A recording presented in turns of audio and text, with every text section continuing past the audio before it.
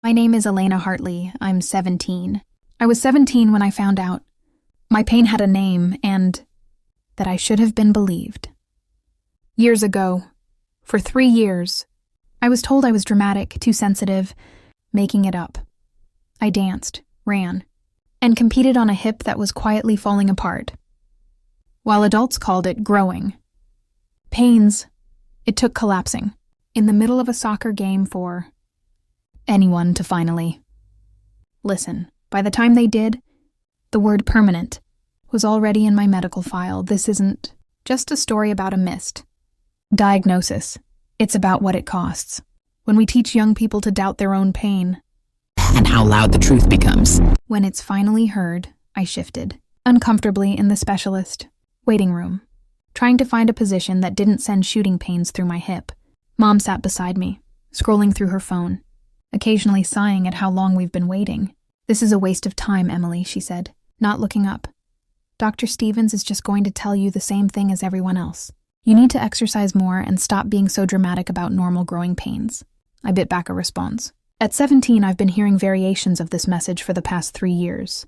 Every time I complained about the pain, every time I couldn't finish dance practice, every time I woke up crying in the middle of the night, it was always the same. "You're too sensitive. Stop exaggerating. It's all in your head. You're just trying to get attention." But this time was different. This time, I had a referee's report from the soccer game where I collapsed, unable to stand.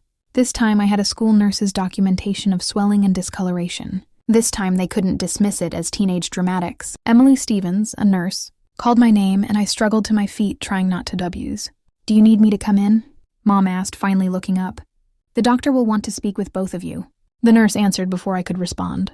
The examination room was cold and the paper crinkled loudly as I sat on the table. Dr. Stevens, a tall woman with steel gray hair and kind eyes, entered carrying a thick file. "Emily," she smiled warmly, "I've reviewed your records, including your recent NY. But before we discuss those, I'd like to hear from you about when this pain started." Before Mom could jump in with her usual explanations, Dr. Stevens held up a hand. "Mrs. Stevens, I'd like to hear Emily's version first, please.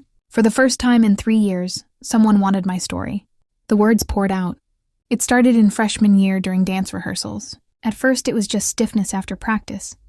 But then it got worse. My hip would lock up and sometimes I get this burning sensation down my leg. The school nurse said it might be growing pains, but it never went away. "And how did this affect your daily activities?" Dr. Stevens asked, taking notes.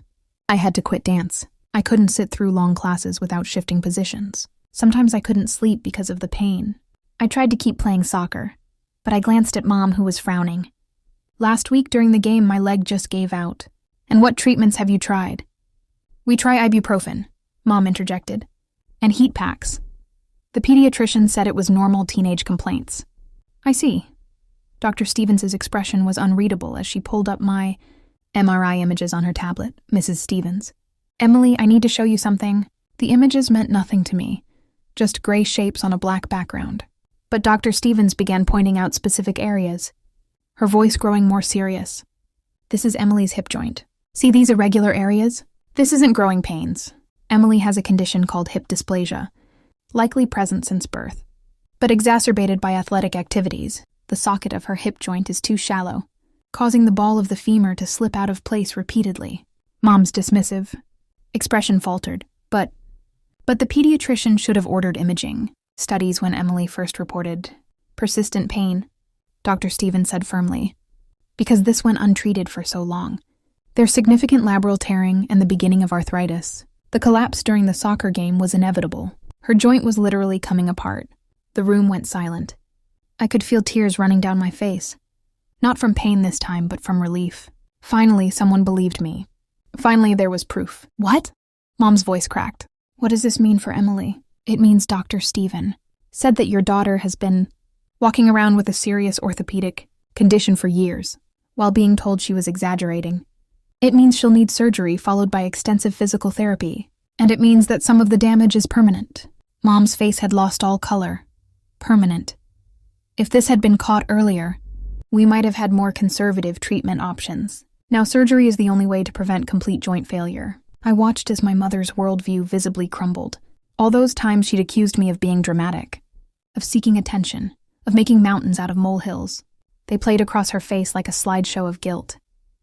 "When can we schedule the surgery?" I asked, my voice stronger than I expected. Dr. Stevens smiled at me. "Respect her eyes. Let's talk about your options." The drive home from Dr. Stevens' office was silent. The thick packet of surgical information sat heavy in my lap, along with prescriptions for pain medication. Real pain medication. Not just the ibuprofen I've been told to stop relying on. Mom gripped the steering wheel so tightly her knuckles were white. Twice. She opened her mouth to speak, then closed it again. What could she say? "Sorry I didn't believe you when you were literally falling apart." My phone buzzed with a text from Dad. How did it go? He hadn't been able to leave work for the appointment. Confident it would be another waste of time. I wondered how Mom would explain this to him. "The surgery is scheduled for next month," I texted back.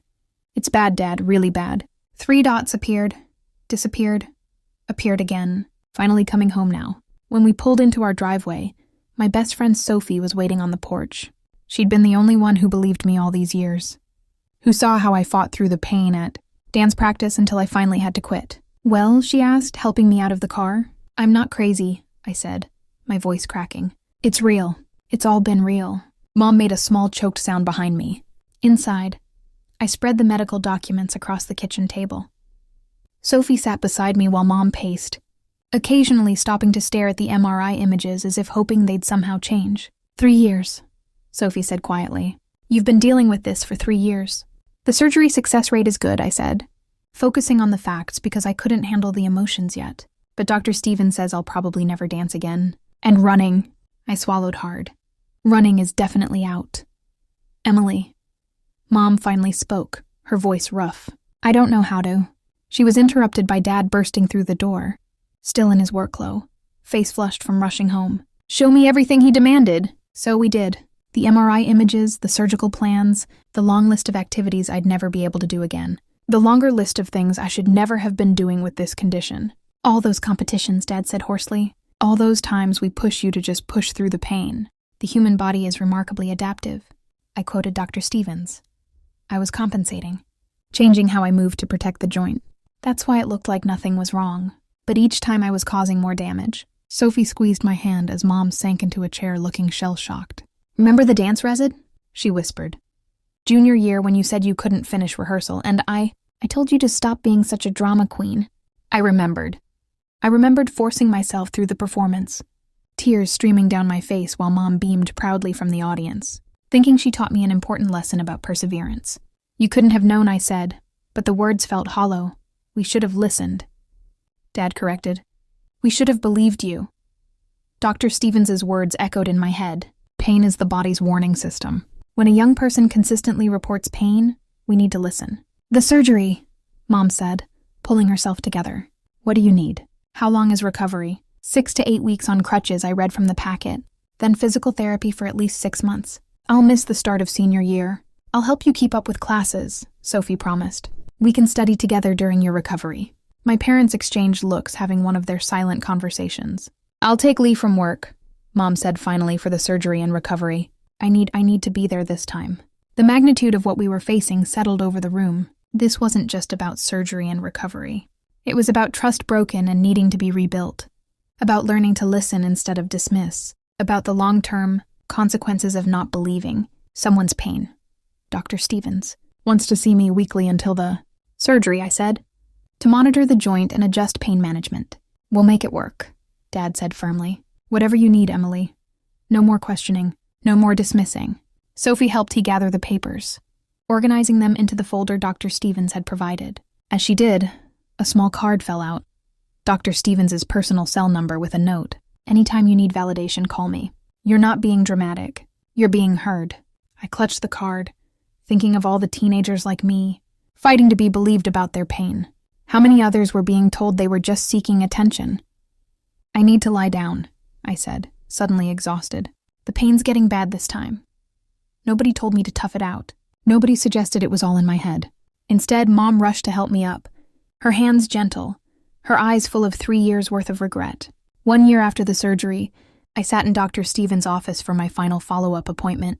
The scar on my hip had faded to a pale line, and while I'd never dance again, I could walk without pain. A victory that once seemed impossible. Your recovery has been remarkable, Dr. Stevens said, reviewing my latest scans. How are you feeling? Different, I answered honestly. Stronger, but not just physically. She nodded, understanding what I meant. The past year had transformed more than just my hip joint. It had transformed my entire family dynamic. Mom sat beside me, no longer scrolling through her phone or dismissing my concerns. She'd taken 3 months off work during my recovery, attending every physical therapy session, learning exercises to help me at home. More importantly, she'd learned to listen. I've been thinking about starting a support group. I told Dr. Stevens, for teenagers dealing with chronic pain and medical gaslighting. Would you be willing to speak sometimes? I'd be honored, she smiled. Your story has already helped change how we approach young patients in this practice. It was true. After my case, the practice had implemented new protocols for evaluating persistent pain in adolescents. No more automatic dismissals of teenage complaints. No more assumptions about drama or attention seeking. My phone buzzed. A text from Sophie about our college plans. We'd both been accepted to state universities. Mine with a focus on patient advocacy and healthcare administration. My experience had shown me exactly what I wanted to do with my life. Emily speaking at the medical conference next month. Mom said proudly, about the importance of believing young patients. Dr. Stevens beamed. I'll be in the front row. The conference invitation had come. After I'd written an article for the local paper about my experience. The response had been overwhelming. Hundreds of messages from other teenagers and parents who'd gone through similar situations. Dad had cried when he read the article. I wish we'd listened sooner, he'd said. But I'm so proud of how you're helping others now. As we left Dr. Stevens' office, I moved carefully but confidently. My gait would never be perfect. Too many years of compensation had created permanent changes in how I walked, but I was pain-free for the first time in years. Coffee, Mom suggested. These mother-daughter coffee dates have become our new tradition, a time for open, honest conversation. At the cafe, I showed her the draft of my conference speech. She read it carefully, tears welling up at certain parts. The most damaging pain wasn't physical, she read aloud. It was the pain of not being believed, of having my reality constantly questioned. Is it too harsh? I asked. She shook her head. It's exactly what people need to hear. My support group was starting next week. 20 teenagers had already signed up, all with stories similar to mine. Parents who dismissed their pain. Doctors who assumed they were exaggerating. Years of damage done by delays in treatment. Sometimes I still feel guilty, Mom admitted, setting down the speech. When I see you limping after a long day, or when you talk about dancing. I know, I said gently, but we can't change the past. We can only learn from it. And we have learned. My parents had become advocates for believing children's pain.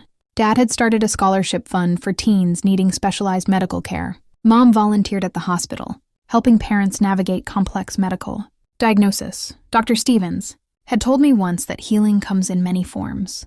The surgery had healed my hip. But the real healing had come from finally being heard, believed, validated. My thumb buzzed again. A message from one of my future support group members. Thank you for sharing your story. It gave me courage to keep fighting for answers. I smiled, showing Mom the message. She squeezed my hand, understanding the weight of it. We weren't just healing my old wounds anymore. We were helping prevent new ones, creating a future where teenagers wouldn't have to fight so hard to have their pain taken seriously. Ready for the conference? Mom asked. I nodded, thinking of all the faces I'd seen in that audience, all the stories yet to be heard. Ready to make some noise, I said.